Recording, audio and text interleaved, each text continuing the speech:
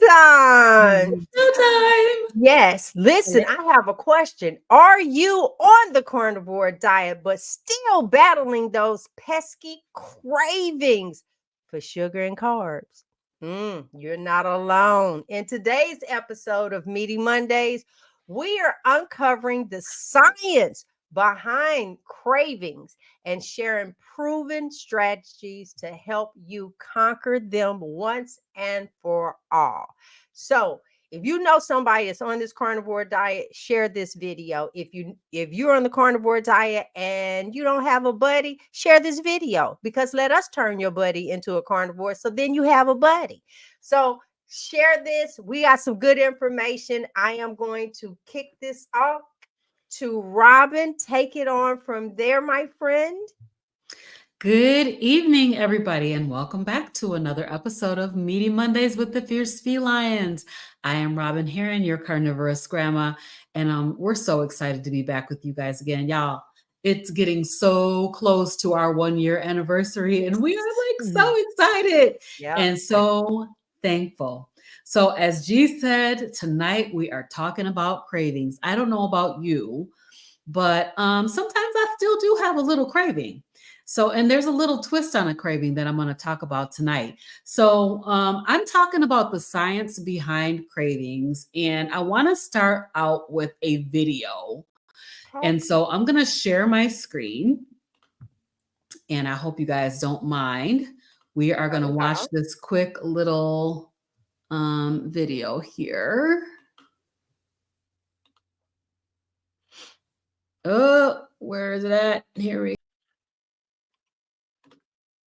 That was good. All right. So, the fact of the matter is that sugar is highly, highly addictive. And so, our cravings, it can be one of the most challenging things and so difficult to overcome when you're starting any new diet, but, carnivore as well. So cravings for sugar, even on a zero carb diet, often stem from how sugar affects the brain. So when you consume sugar, it triggers the release of a neurotransmitter called dopamine. And dopamine is a feel-good neurotransmitter. So it creates a sense of pleasure and reward. And your brain quickly learns to seek that out repeatedly.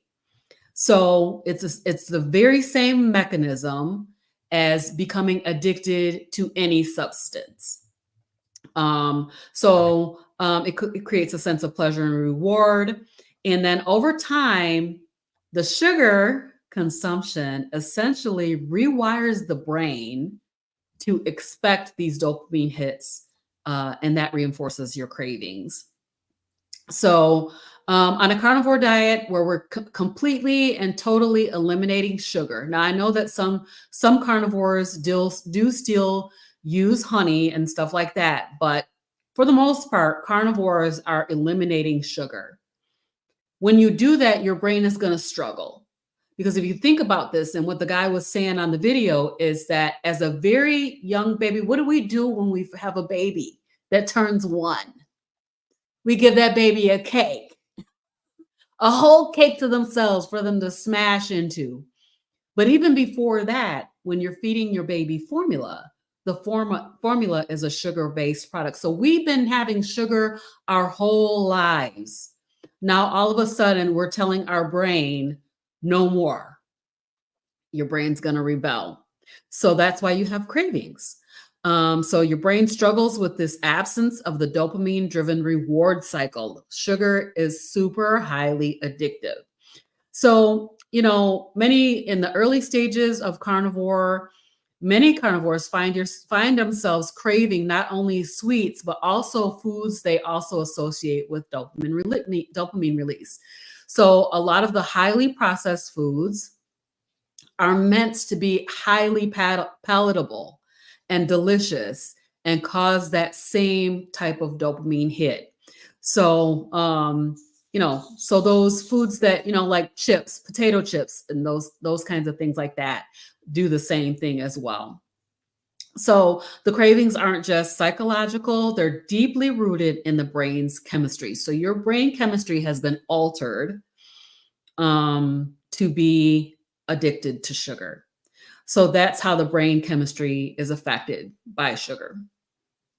My second one is around insulin sensitivity and blood sugar regulation. So another reason that you might be having cravings, it has to do with insulin and blood sugar regulation. So even when you're not consuming carbs or sugar, your body's insulin response plays a significant role in cravings.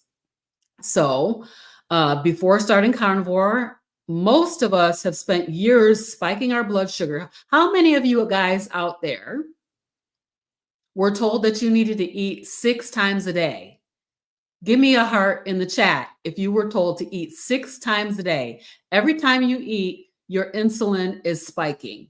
Okay. And every time you eat carbs, your insulin is spiking. So we know now that we have been on this way of eating that anything over like a 30 point spike in insulin is considered to be a spike. And if you think about eating carbs every 6 hours, your insulin is doing like this all day long, right? So before starting carnivore, most of us have spent years spiking our blood sugar with frequent carb intake. So over time, this leads to insulin resistance. This is a condition where the cells in the body no longer respond well to insulin. Sometimes people's bodies even stop making insulin.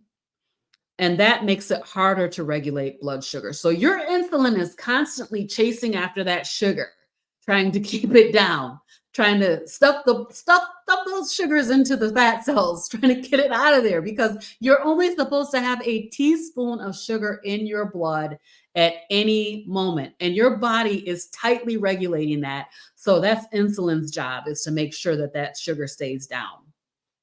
So when you switch to a carnivore diet, your body undergoes a period of adaptation where insulin sensitivity improves. So during that transition, your blood sugar fluctuations may still occur. And when the blood sugar fluctuates, that could cause cravings. So that could be a natural response to the body trying to stabilize itself. So it's almost if your body is signaling, we need energy fast, like you're having a blood sugar drop. And that message that you're getting from your body can trigger cravings for quick sources of glucose. So you might be like the guy in the commercial. He's a crotchety old grandma in the commercial, like until he gets a candy bar and then he turns back into a football player. Because your body is saying, I need energy fast. That triggers cravings. And so even if those cravings do not align with your body, your health goals, your body still may experience those cravings. So in time, as your blood sugar stabilizes and insulin sensitivity improves, the cravings will diminish. That is the key. Those cravings will diminish. But every time you feed the craving, you make the craving come back again. So you have to kind of stop feeding the craving in order to keep the cravings from happening. So your body becomes more efficient at using fat for fuel. And that helps reduce the need for added glucose. As we all know, those of us who are in this space and listening to a lot of people talk, your body can create all the glucose that it needs and will create all the glucose that it needs. So if you're not adding sugar in and your body needs some sugar, it will create it through a process called gluconeogenesis. All right. So, it's common to have cravings flare up as your system is recalibrating. So if you're new to all of this and you're still struggling with cravings, there is hope. All right, so my third topic is around nutrient deficiencies and electrolyte imbalances. So another important factor behind cravings on the carnivore diet relates to nutrient deficiencies and electrolytes imbalances. So as we're eliminating processed foods and focusing on animal products, the body can go through a period of adjustment. How many of us have heard of the keto flow? They can call it the carnivore flow, right? So when it comes to electrolytes like sodium, magnesium, and potassium, low levels of electrolytes. So when you go on a carnivore diet, you are going to lose inflammation. It's an anti-inflammatory way of eating. So when you flush out your inflammation through urination, you're also flushing out some of those electrolytes. And that can cause symptoms like fatigue, headaches, dizziness. It can feel like you have the flu. Now, that can be mistaken for hunger or food cravings. You're like, I don't feel good. I need a bag of chips, but you don't. That can be mistaken for food cravings. So if you're low on sodium, you might find yourself craving salty foods.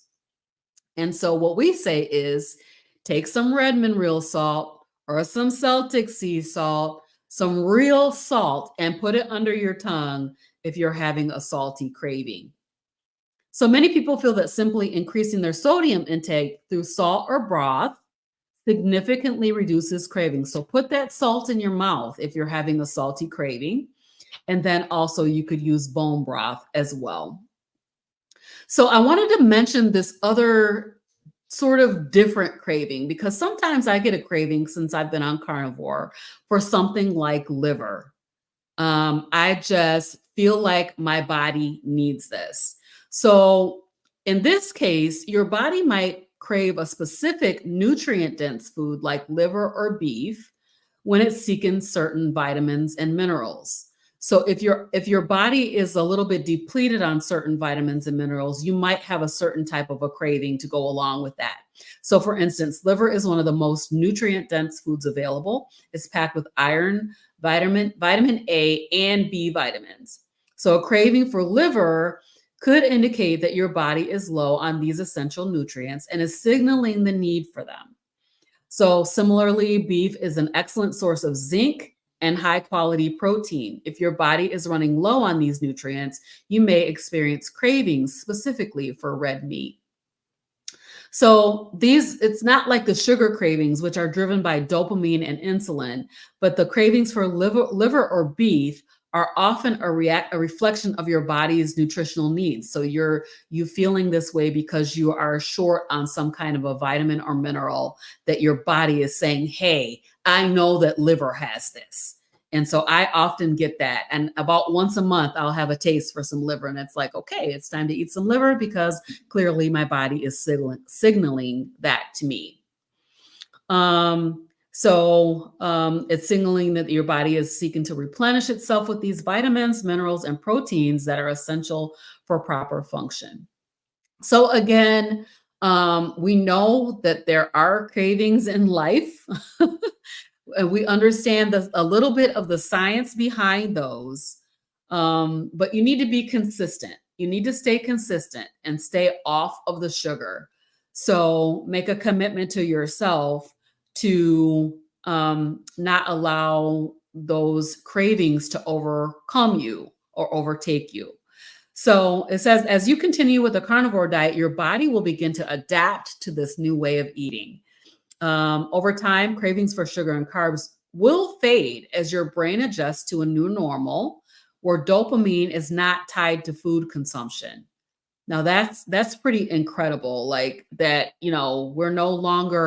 food is no longer controlling you. I don't know if you guys have been on the carnivore diet long enough to experience food freedom, but it's absolutely incredible to feel that food freedom. So your insulin sensitivity will improve, making blood sugar regulation more stable, and your nutrient stores will be replenished as you consume a variety of nutrient-dense meats. So it's important to remember that the cravings you experience, whether for sugar or nutrient foods like liver, are part of the body's adjustment process. And by staying consistent with the diet, prioritizing proper electrolytes, and listening to your body's genuine hunger signals. And that can take some time to actually learn what real hunger is, because if you've been eating 6 times a day for years, you might not even know what it feels like to be hungry anymore. So listening to your body's genuine hunger signals, you'll find that your cravings become easier to manage and they'll dissipate over time. All right. That is my section. And I think I'm turning it over to Laura. Were you going to tell us about a craving you had? Didn't you have a craving for something like barbecue sauce? How you bust me out like that? How you bust me out like that? Oh, that's so I right. figured that you Yes. could tell them So what today, happened. yeah. So today I actually made beef short ribs, and I was preparing a keto version of this for my husband. And let me tell y'all what happened to me. I was saucing his ribs, and I touched the ribs and touched my tongue. What did I do that for? So I ended up eating a little bit of barbecue sauce. And what I found was it did not make me feel good. Like it's not even been in my system long enough for me to tell, but I started choking, coughing. So there's something in that does not agree with me, but you gotta be careful because I'm fixing it, for somebody else. But I just touched my tongue with it, and that just sent me down the road. Yeah. Stay away from those dopamine hits. Not that I was throwing you under the bus, but I thought that's a good thing to show other Girl, people. you got a big tire track right here. Me? Yep, she threw you because under I the ran bus. you over. She's like, what? Wait a minute. She's trying to clean her forehead off. So what I'm going to go over, my name is Laura. I am at Healthy Carnivore, so a registered nurse for long time, and carnivore over 5 years. It's over 2 years for lion diet, and not that anybody has to be lion diet to do carnivore. It's just what worked best for me. I feel the greatest on that. I have no itching, no any of that stuff if I avoid any of those things. So I'm just very careful with those things, and I stay full on beef, deer, and lamb and ribeye fat every day, and do just fine so far. So a lot of the cravings that we have really have more to do with like emotional things that have happened, and also habitual things that we're just used to doing. It runs in the family. The grandma cooked it this way, ate it this way, mom did it this way, all the aunties do it this way. And so we tend to get into those same ruts where we just do the same thing. This is where something I was taught in nursing school was, well, this genetic trait is going to absolutely go to the children because of this. And I'm like, well, is that true? Or is it because they eat the same way their parents did that they end up down that same road? So I think it actually has more to do with you can have a genome type that maybe you're predisposed to diabetes, just like I was, but I chose to change everything that went in my mouth and never developed diabetes. So, it's what they say is that genetics loads the gun, and your diet and the way you live, your lifestyle pulls the trigger. And I do believe that. Part of what I will say, it was very hard for me in the beginning to realize the difference between true hunger or just, am I bored?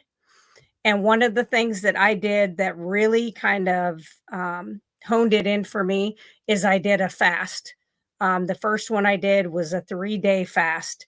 And once you do that, you get so in tune with the body. And I'm not saying this is something you should fast all the time, but I do think that starting into that fasting, you do learn what true hunger is and what boredom hunger is. And I'm going to use Kelly Hogan's slogan that if you think you're hungry, open up that fridge and grab out a cold hamburger. And if it's delicious, you're really hungry. And if it looks like I don't really need that, then you're probably not really hungry.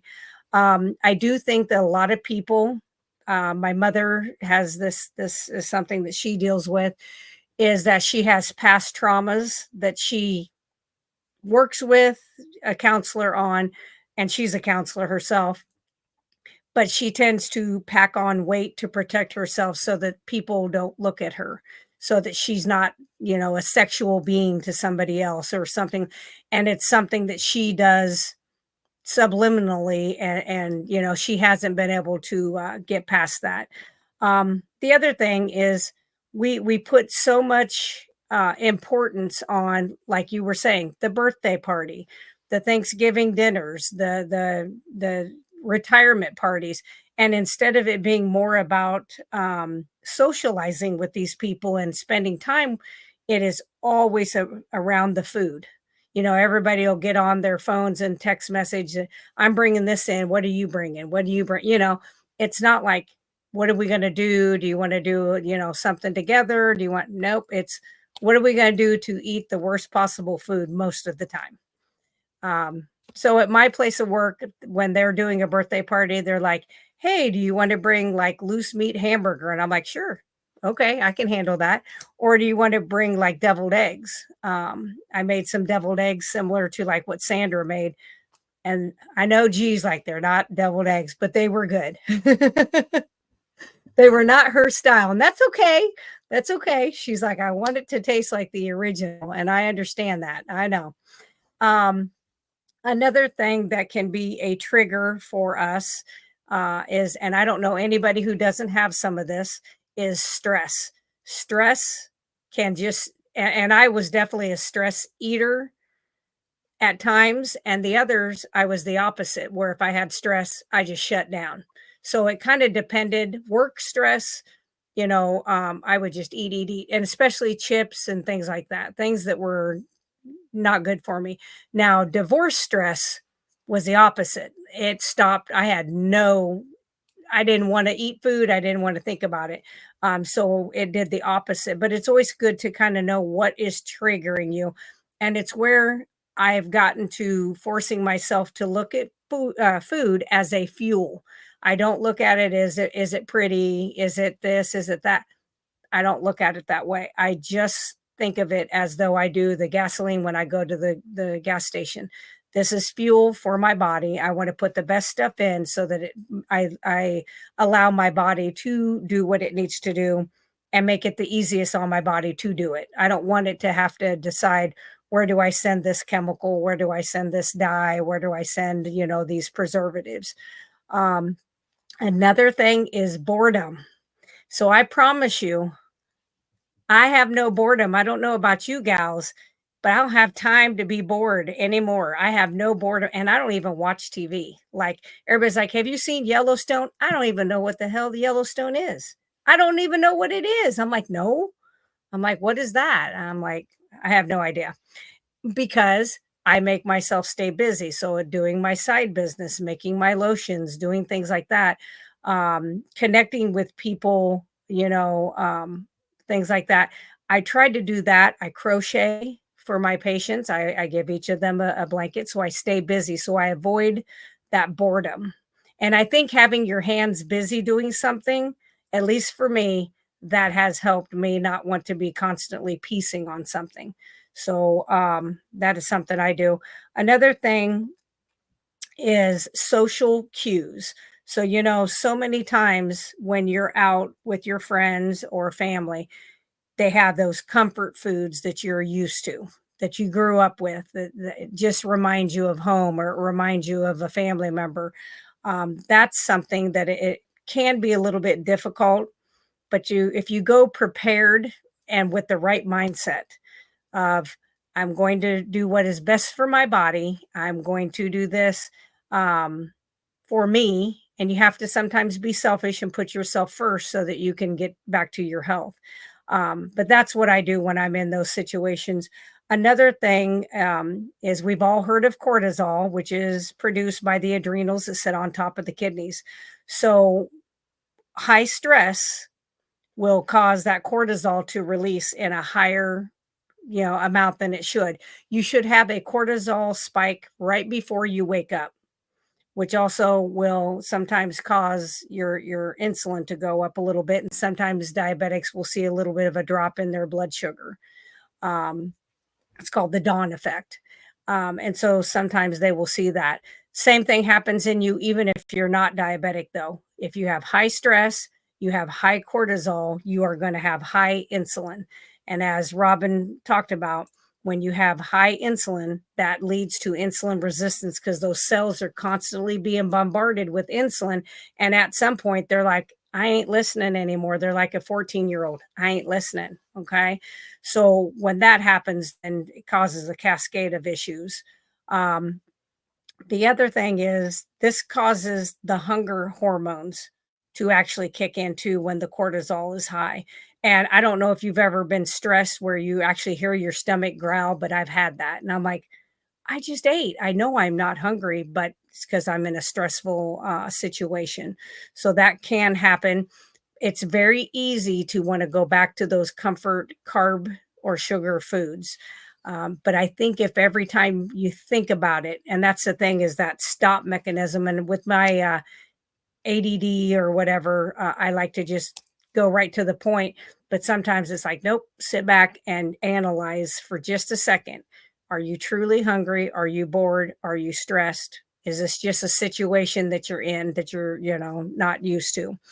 Um, most often our brain does crave carb foods and sugary foods, and you'll see that if anybody on here has a loved one that has a brain disorder, whether that be Parkinson's, ALS, MS, dementia, or Alzheimer's, you will find that they crave starchy, sugary foods because their brain needs energy so fast that they know intuitively that that sugar is really a fast, energy source. It's a horrible energy source. It's filthy, and it's going to make them sicker and make their disease worse. But it's just what they know, and it's what their body knows.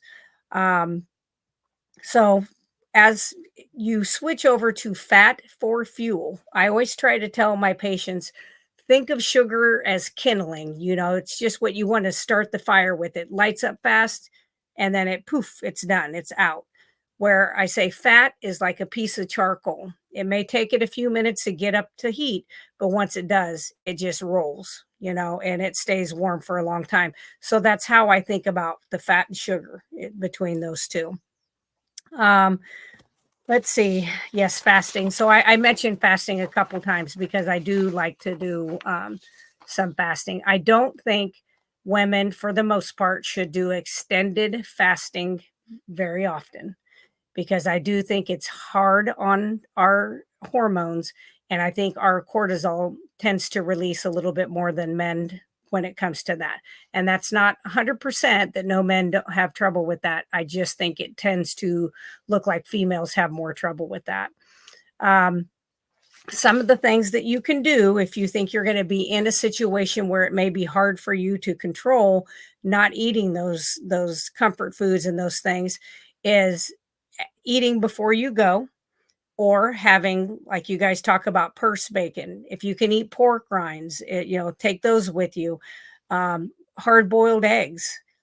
I take hamburger patties and put them in a Ziploc bag. I mean, all the time. And I'm like, I don't care. I'm going to sit here and eat a meat cookie. You eat, your spaghetti. That's fine. I won't talk about your food and tell you how you're making yourself sick, and you don't worry about mine. And that's usually how we go. The other thing that you can do that is good as an appetite suppressant is walking. And just even if it's like 20 minutes, just a stroll, even. I mean, this is not anything you got to go out and run, up a hill and do a marathon type. Just out walking helps to release those, chemicals that kind of like, oh, yeah, I'm not really that hungry. So that is something that you could do. Of course, adding in extra water. We all need water. Another thing that you could do, because this is kind of like going back to that mindfulness, like thinking about what we're doing for our body instead of just doing things, is making a vision board. So we all have our why. Write down your why you're doing this, but also put a vision board as to what it is you want to see. What things do you expect out of this? Even if it's nerdy, like I would do, like I want my hemoglobin A1C to look like this. I want my, glycated albumin to look like whatever it is. Come up with some kind of vision board that will help you, get to your goals. And I promise you, I have been doing this over 5 years on carnivore and 28 on keto. Prior to that, it absolutely gets easier. And I'm not trying to brag, but at 5 years, I never pass by something and think, gee, I wonder. You know, we were just in Lexington, Kentucky, or not Lexington, Louisville. And the last day we were there, my husband went into a fudge and ice cream shop and he got himself 2 things of fudge to bring home, which he still has because he's a moderator. I don't know how he does it, but he'll eat like a teeny tiny little mouse piece. I don't know how. And then puts it back in the fridge. I literally walked down the ice cream thing just to see their different flavors. And I was like, poison, poison, more poison. Oh, that's pretty green poison. That's cute.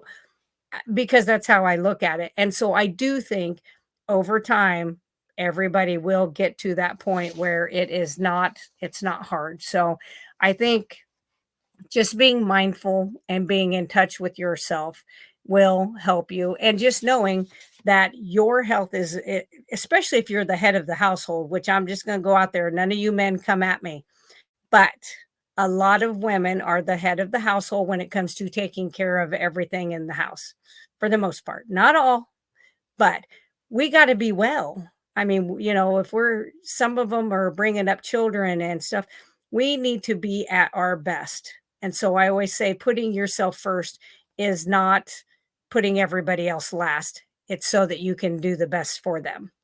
So that is my spiel. G, what you got for us? First, let me unmute myself. Oh, listen. I got to go back. Y'all know I was taking notes. Okay, so Robyn, that was a very good video. It is. That's the part I want to go back because I actually tell people I've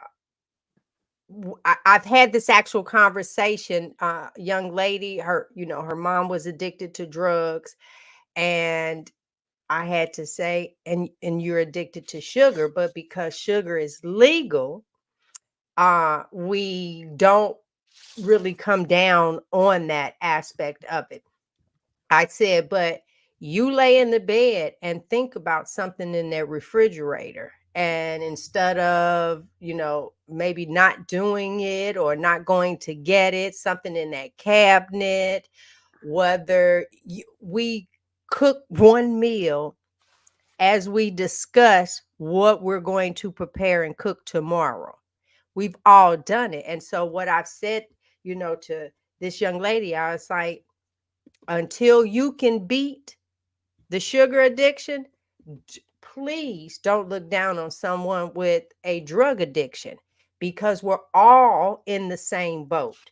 Someone just told you that one was illegal and this one was legal. And so I feel that way. And let me show you what I'm talking about. It could be that molten lava cake. I'm just trying to think of things. You could hold a cup and take a sip. Wait a minute. Close your eyes and you've eaten food like that. You've done that. The same way someone could smoke or shoot up and have that moment, you have those moments too. You someplace, matter of fact, it's so good. Oh my God, please taste this, taste it. They don't even want it, but it's so good to you. Taste this, and we'll do that. I want to talk about that. And so all of us are recovering sugar and carb addicts. We really are. It's almost like someone that was born that's a crack baby. It was not your fault. We were born into if your parent did not breastfeed, there was the milk. I literally had to ask the question, what did I eat growing up? Because I know formula wasn't around. And for us it was pet milk. For us, it was the Cairo syrup. Milk. Yep. Syrup sure is. Another thing that we had talked, that you talked about, and then I'm gonna get to my part. Oh no, that's from something else. That was it up there. All right. So my portion this evening, I'm gonna speak from me. One of the things, my 3 topics pretty much are the same as the ladies, but I want to talk about increased fat intake. In our Marco Polo, we have a Marco Polo group. For those that Yes. don't know, Marco Polo is an app, and it's a video exchange Yes. app. Well, oh, am I We missing love it. something? Huh? No, I'm No, we just were saying, just saying we love it. Oh, yeah, yeah, yeah. Okay. So, yeah, so in there, um, we have different challenges, and Robyn, our motivator, brought in last month to increase our fat. It was just as simple as that. And so everybody kind of sort of got in their mind whether it was a stick of butter, like for instance, Laura got a good end with the people and the ribeye fat. Everybody don't have a ribeye fat like that, so I you'll love kind of that. do the butter, and but whatever your fat choice was. And some of the things that we are noticing is healthier, how we're feeling for one. And then I started falling into the I'm not hungry. And but that's not for me personally. That's not good for me personally. If you follow my story, that is like, no, I got to put something in me.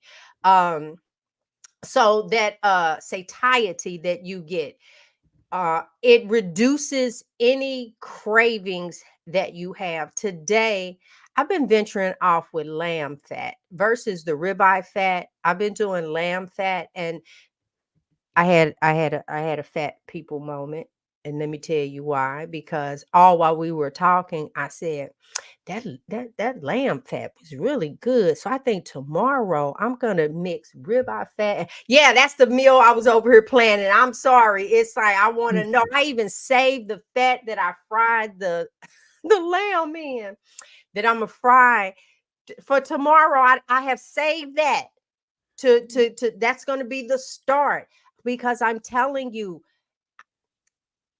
it's life changing. I too can walk through whatever and not Yeah. see a carbohydrate. Or I remember the chips. Oh my god, I call them a medium size. They went up to $1.99, and then they were $2.49, and I'm like, oh my god, the bag is not getting bigger. You putting less chips and you raising the price. But we were addicted to, because you just can't eat one. oh, yep.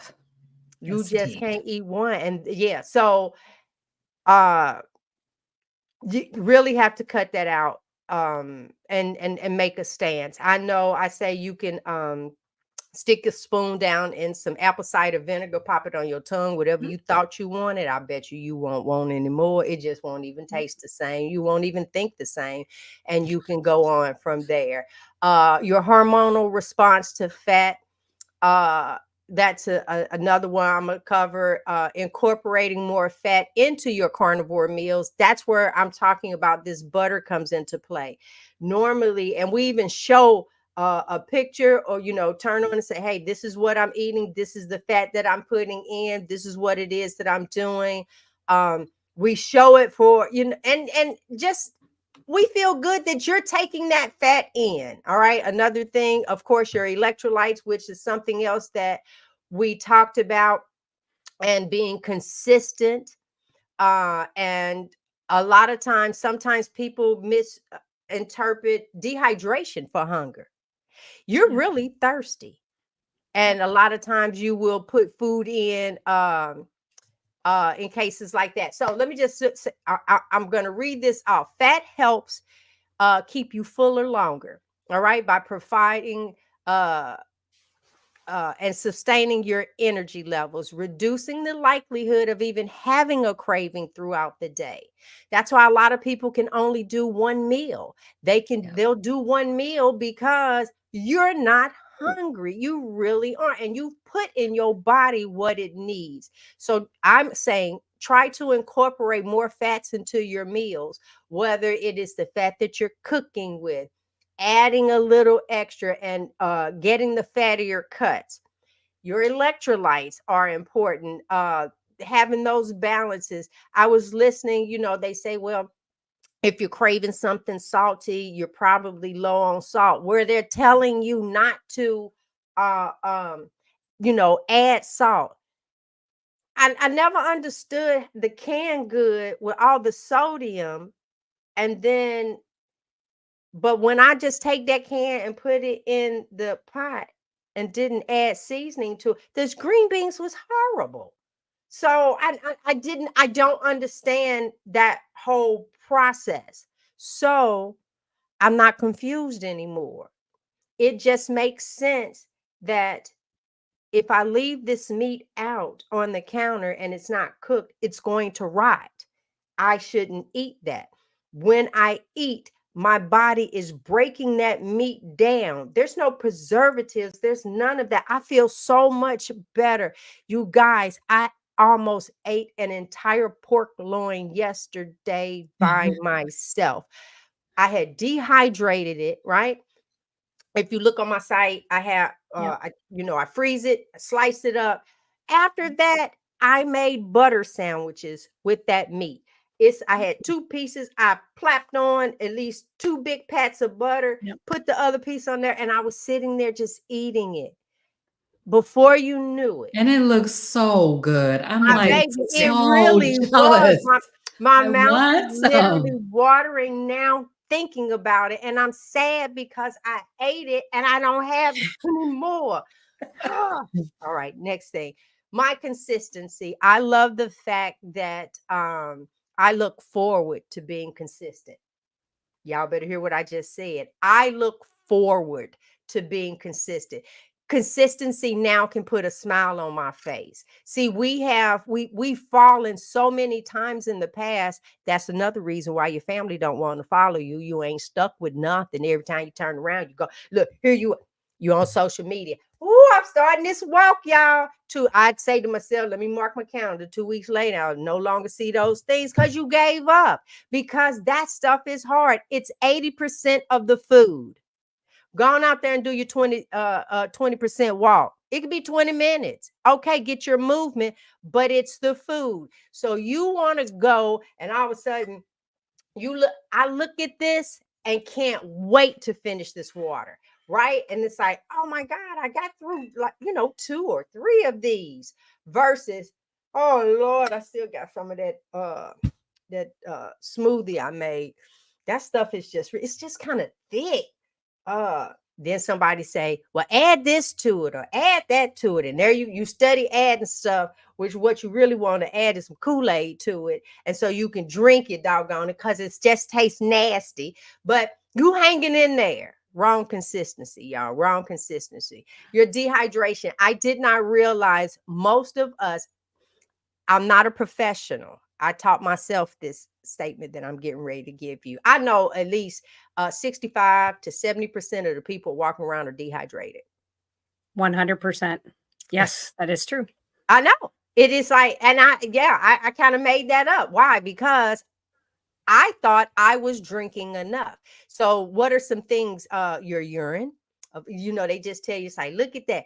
No, you can actually have decent color urine after you done drank all of those Cokes and all that other stuff. So your body is gonna you got to get rid of it because you're chugging it in. We've already said how much sugar should be in your body. You're overriding that, and we all wonder why we're not feeling good, or we are y'all. I'm watching this y'all know I like to do cruises.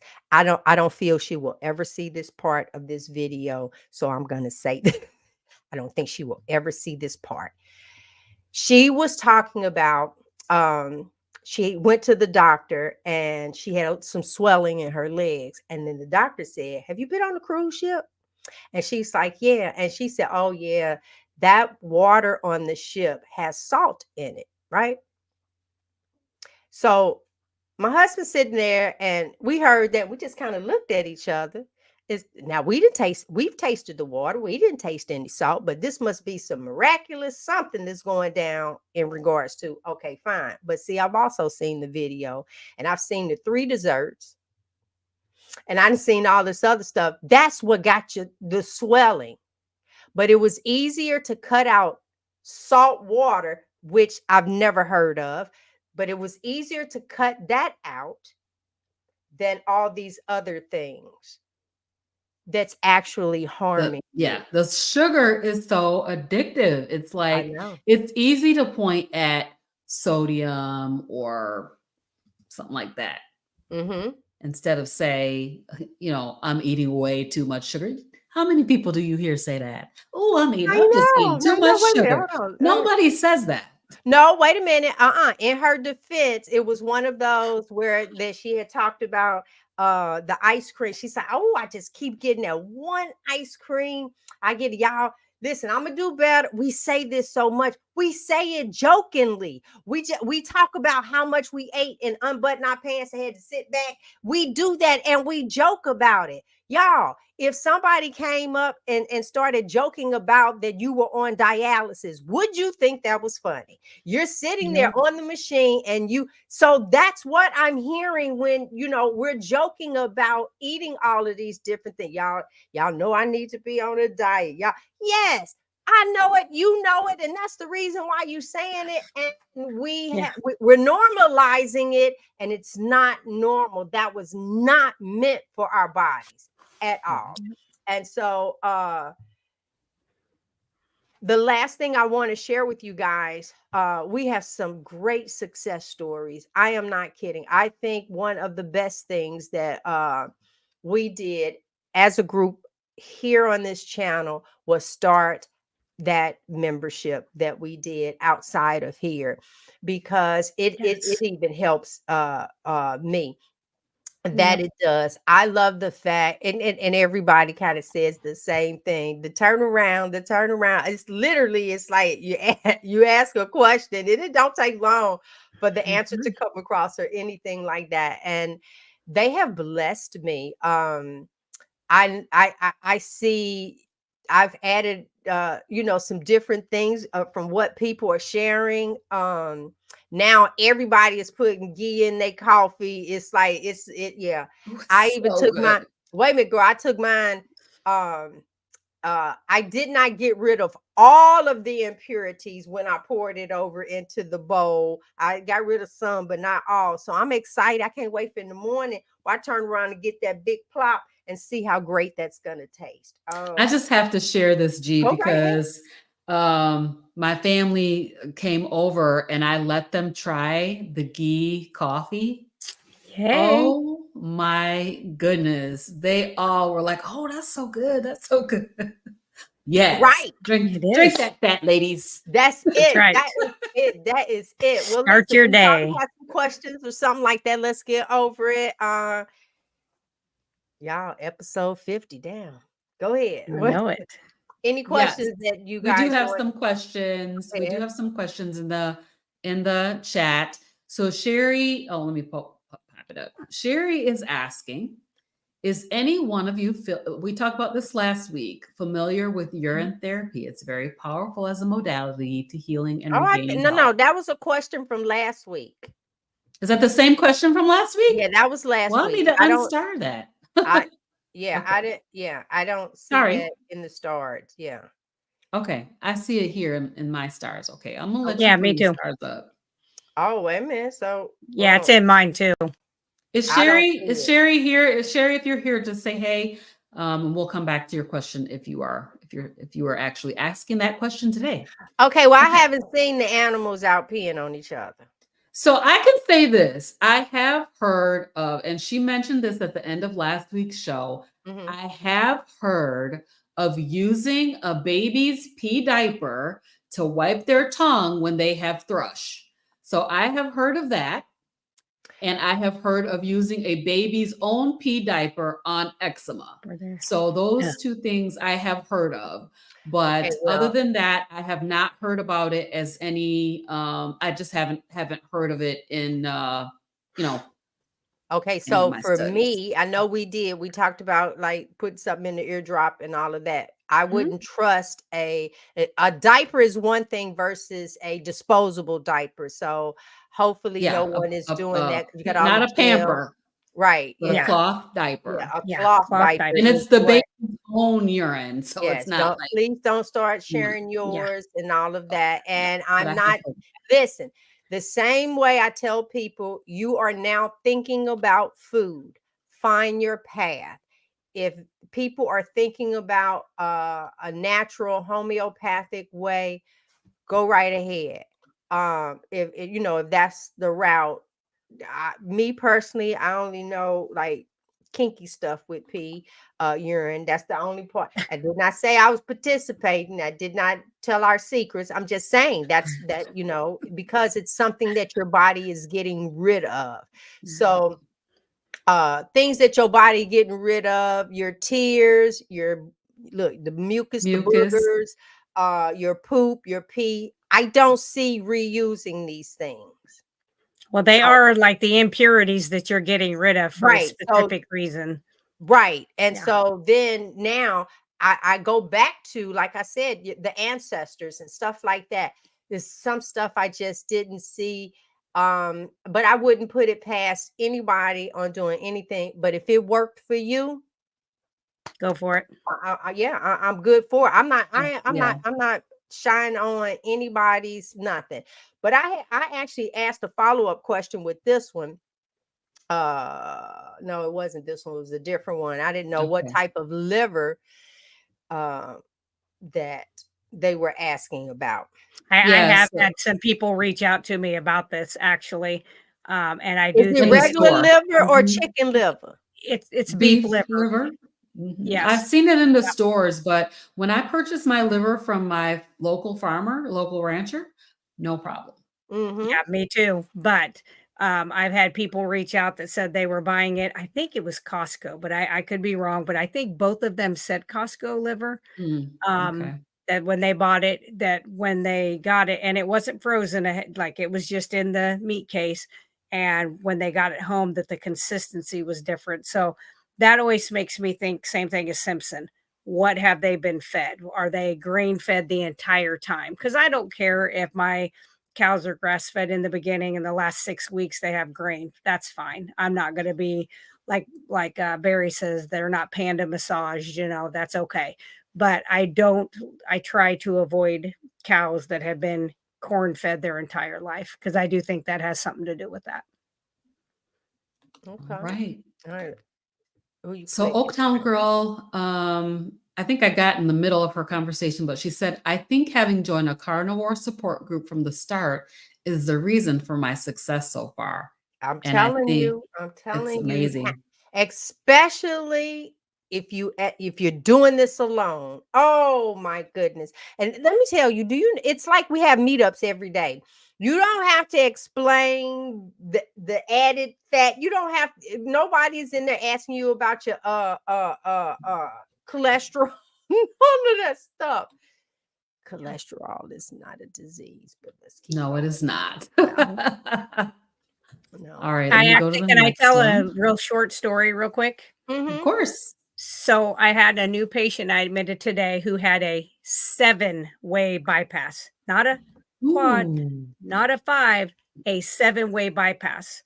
Been vegetarian, eats country crock, hadn't had a real egg, hadn't had any of this stuff in so long, and of course is on simvastatin and fenofibrate, which is another medicine to lower cholesterol. And his wife goes, well, he won't take that because it hurts his joints and his muscles. And I said, oh, okay.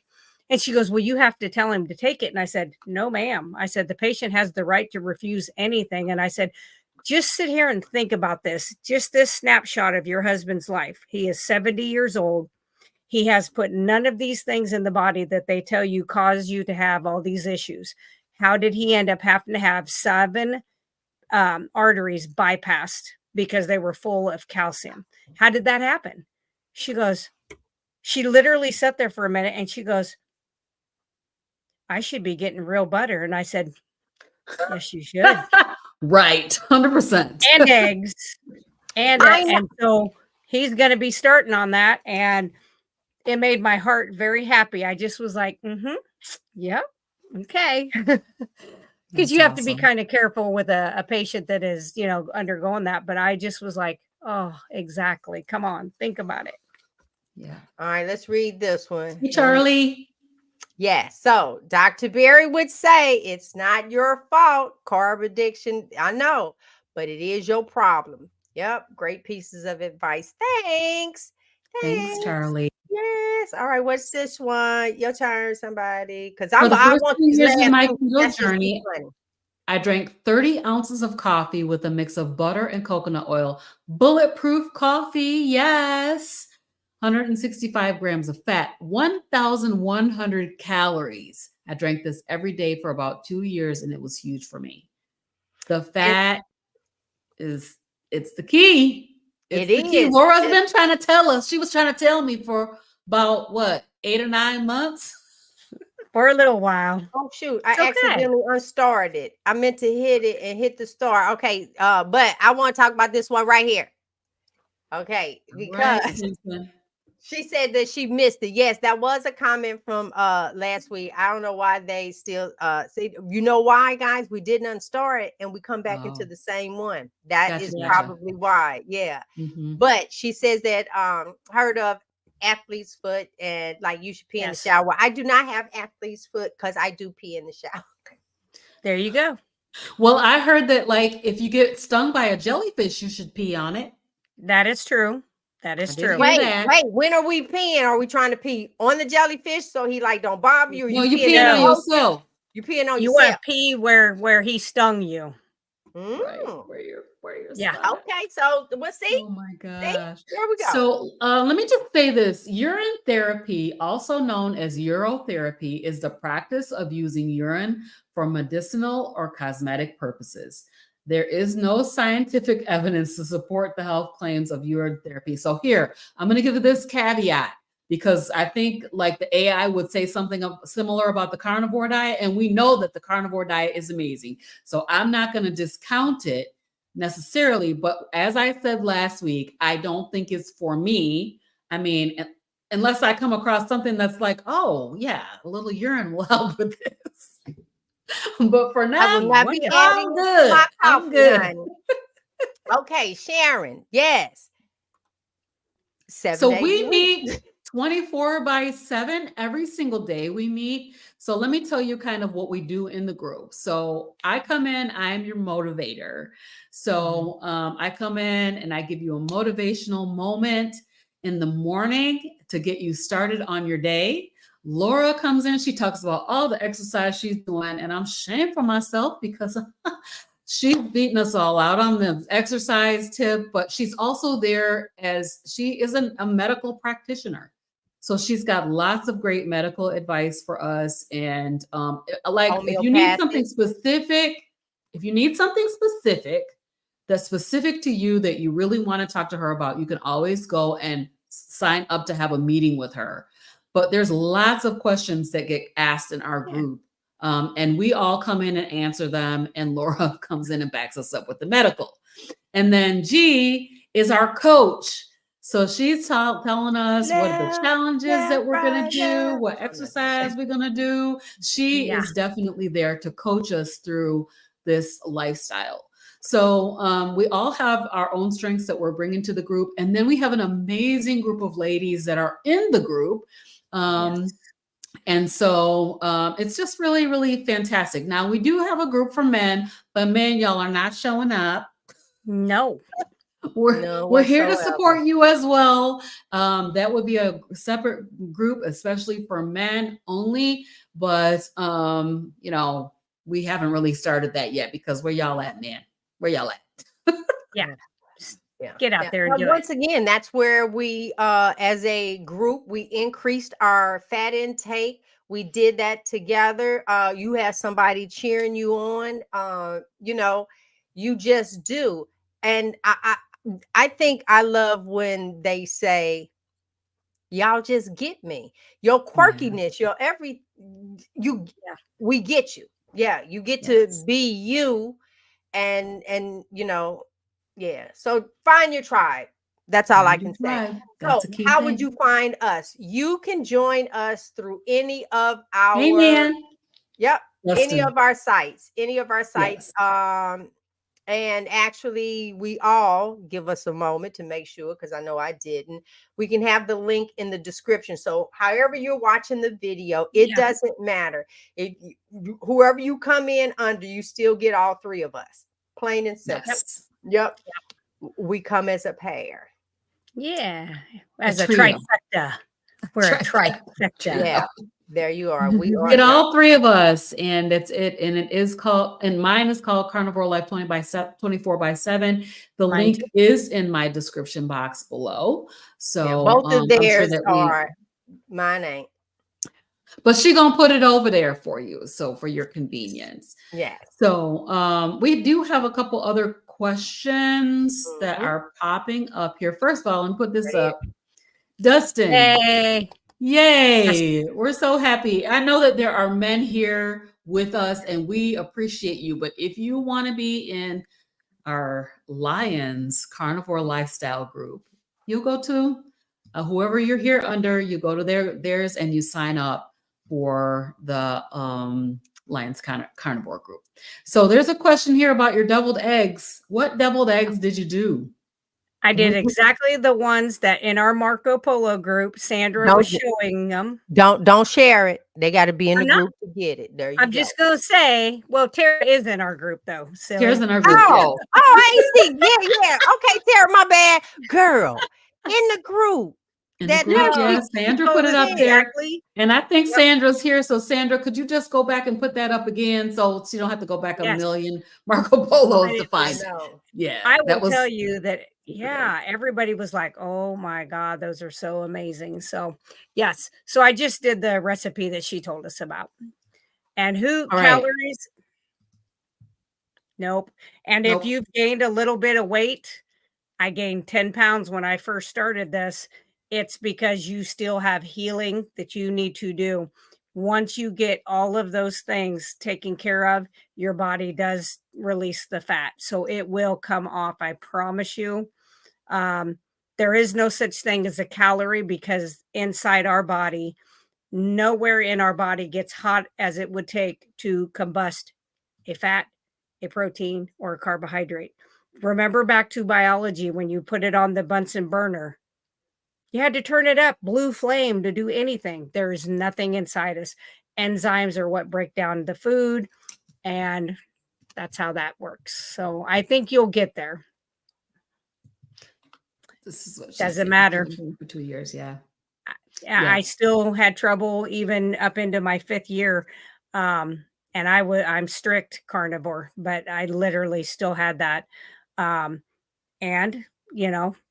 I don't know what size you are, or even what are you eating on a day-to-day basis? You know, how often are you eating? There's a lot of questions and factors that come into what's going on with your body. It's difficult to answer it without having a conversation about what it is that you're eating and your hormones, and then hormones, like exercise, all the things, because there is a little bit of exercise that you need. It's like an 80-20, right? 80% what you eat, 20% your movement. So, definitely, you might, if you're insulin resistant, Cat Diamond, you might need to eliminate the vegetables. I'm sorry. You really might, like if you have metabolic syndrome, and I want to say this, Dr. Ovadia is coming back on my channel on Thursday. He said, if you have metabolic syndrome, you may need to eliminate those vegetables because I was somebody that could eat broccoli, just a couple heads out of my garden, just with butter. And then I'd do the keto mojo because I had the glucometer and I had the ketone one. And I could go up 250 to 300 points after eating just broccoli with butter because I was metabolically still not correct. Right. Yep. All right, you guys. Thank you. Next week is our last episode before we get to our 1 year mark. About to say what? It's almost a year, guys. Yeah, so this is episode 50 down, 51, and then we are celebrating. Oh yes. I'm babe, I probably have my top hat on. I don't know. I might have to dress up. I don't know. I'm coming in to cut up. Yeah, we're coming in to cut up and have a good time. All right. So it will be some, as I call, mindless entertainment. Okay. There we are. Yes. So until then, oh wait, did something else pop up? We good? Our hearts and minds clear. Wait. My heart and mind is not clear yet. I have to say this. Yeah. Dr. Ovadia is coming on Carnivorous Grandma Speaks on Thursday at 4:00 p.m. Eastern. Mm-hmm.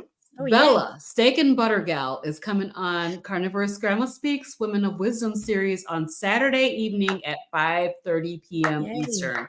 So come and meet Oh, those two. MG. Yeah, all right. What about you, Laura? I am working on some new products. I had made some arthritis oil and some like the dermatitis. So like for seborrheic dermatitis, and have sold out both times I've made those. So I'm going to make a larger supply of those. I sold out actually in my town.